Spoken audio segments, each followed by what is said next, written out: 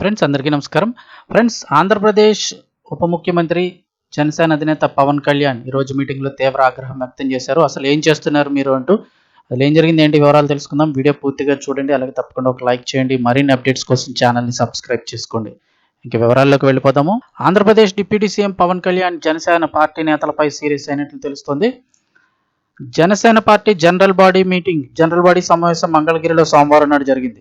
ఈ సమావేశంలో జనసేన పార్టీ రాష్ట్ర కార్యవర్గంతో పాటు జనసేనకు చెందిన మంత్రులు, ఎంపీలు, ఎమ్మెల్సీలు, ఎమ్మెల్యేలు, అలాగే కార్పొరేషన్ చైర్మన్లు, జిల్లా అధ్యక్షులు, నగర అధ్యక్షులు, వీర మహిళా ప్రాంతీయ కోఆర్డినేటర్లు, అధికార ప్రతినిధులు, సెల్ చైర్మన్లు అందరూ పాల్గొన్నారు. ఈ సందర్భంగా పవన్ కళ్యాణ్ పార్టీ నేతలపై ఆగ్రహం వ్యక్తం చేసినట్లు తెలుస్తోంది.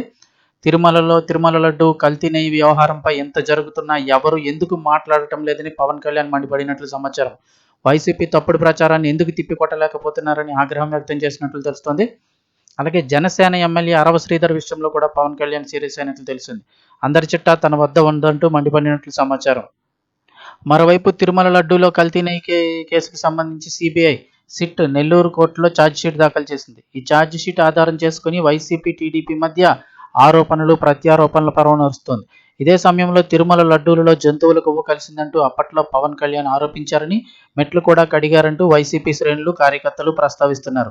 సిట్ నివేదిక మీద ఏం సమాధానం చెప్తారంటూ సోషల్ మీడియాలో పవన్ కళ్యాణ్ లక్ష్యంగా చేసుకుని పోస్టులు పెడుతున్నారు. ఈ నేపథ్యంలో వైసీపీ ఆరోపణలకు ధీటుగా జనసేన నేతలు కౌంటర్ ఇవ్వడం లేదని పవన్ కళ్యాణ్ సీరియస్ అయినట్లు తెలుస్తోంది. ఇక అలాగే మరోవైపు రైల్వే కోడూరు ఎమ్మెల్యే అరవ శ్రీధర్ విషయం పైన కూడా పవన్ కళ్యాణ్ సీరియస్ అయినట్లు తెలుస్తోంది.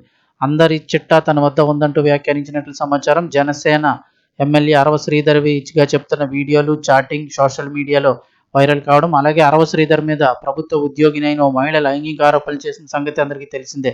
ఈ వ్యవహారం రాష్ట్ర వ్యాప్తంగా సంచలనం రేపింది.